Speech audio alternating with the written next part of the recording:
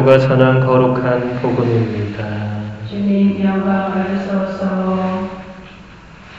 그때 요한의 제자들이 예수님께 와서 저희와 바리사이들은 단식을 많이 하는데 스승님의 제자들은 어찌하여 단식하지 않습니까? 하고 물었다. 예수님께서 그들에게 이르셨다. 혼인잔치 손님들이 신랑과 함께 있는 동안에 슬퍼할 수야 없지 않으냐. 그러나 그들이 신랑을 빼앗길 날이 올 것이다. 그러면 그들도 단식할 것이다. 주님의 말씀입니다. 그리스도님 찬양합니다.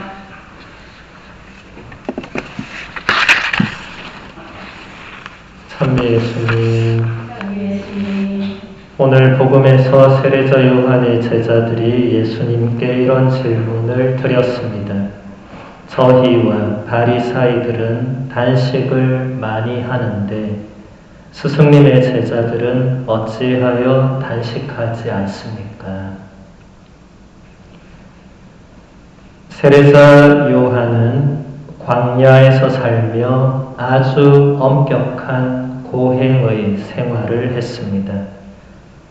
요한은 낙타털옷을 입고 메뚜기와 들꿀만 먹으면서 살았습니다.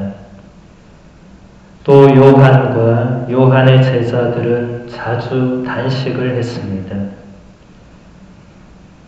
세례자 요한이 이처럼 엄격한 고행의 생활을 한 이유는 예수님의 오심을 준비하기 위한 것이었습니다. 오시는 구세주 예수님을 맞이하기 위해서 자신의 죄를 뉘우치고 회개하며 보속하는 마음으로 단식을 하고 엄격한 고행을 한 것입니다. 그리고 구세주 예수님께서 이 땅에 오셨습니다. 예수님이 오셨기 때문에 그분이 와 계신 동안에는 더 이상 고행을 할 필요가 없어졌습니다. 이것을 예수님께서는 혼인잔치에 빗대어서 이렇게 말씀하십니다. 혼인잔치 손님들이 신랑과 함께 있는 동안에 슬퍼할 수야 없지 않느냐. 그러나 그들이 신랑을 빼앗길 날이 올 것이다. 그러면 그들도 단식할 것이다. 혼인잔치에 참여한 모든 손님들은 신랑이 함께 있는 동안에 즐겁게 먹고 마시면서 흥겨운 잔치를 벌입니다. 그 누구도 혼인잔치에 와서 슬퍼하거나 단식하거나 고행을 하지 않습니다. 예수님은 당신 자신을 신랑에 비유하십니다. 신랑이신 예수님께서 이 세상에 오셔서 혼인잔치가 시작되었기 때문에 슬퍼하며 고행하고 단식할 필요가 없게 되었습니다. 바리사이들은 자기들이 왜 단식을 하는지 그 의미를 제대로 생각하지도 않고 단식을 해왔습니다. 우리가 생각 없이 형식적으로 하는 행동들은 우리에게 아무런 의미를 가져다 주지 못합니다.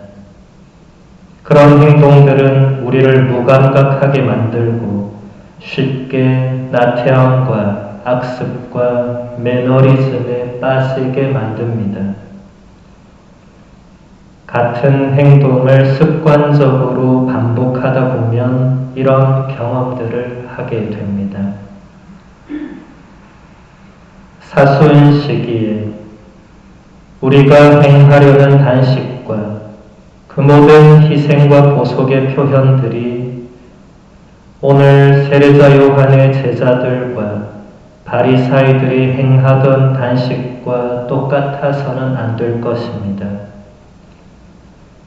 그 의미가 무엇인지를 전혀 생각하지 않은 채 그냥 의무니까 형식적으로 행한다면 우리도 혼인잔치에 가서 신랑이 있는데도 불구하고 슬퍼하는 그런 사람이 될 수도 있습니다.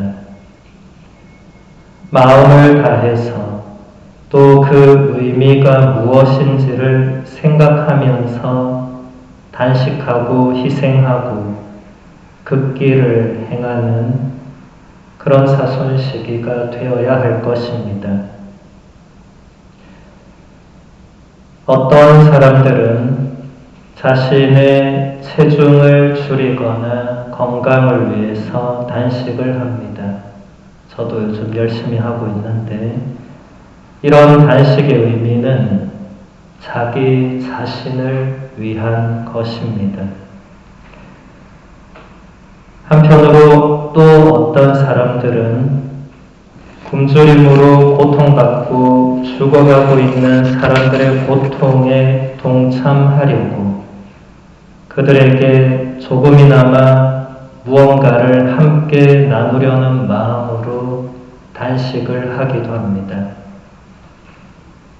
이런 단식의 의미는 자신의 작은 희생으로 다른 사람을 살리고자 하는 고귀한 행위가 될 것입니다. 이처럼 똑같은 단식이지만 어떤 의미로 행하느냐에 따라서 그 단식은 단순히 자기 자신을 위한 것이 되기도 하고 또 어떤 때는 세상에 빛을 주는 숭고한 행위가 되기도 합니다.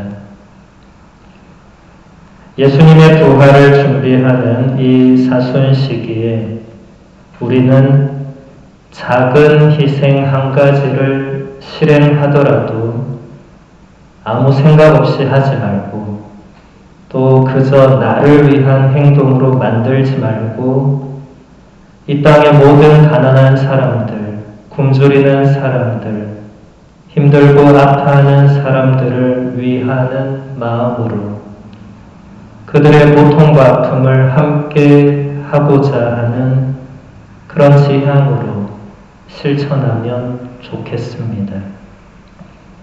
그렇게 할 때 우리의 작은 실천 하나하나가 예수님을 기쁘게 해드리는 참된 단식이 될 것입니다.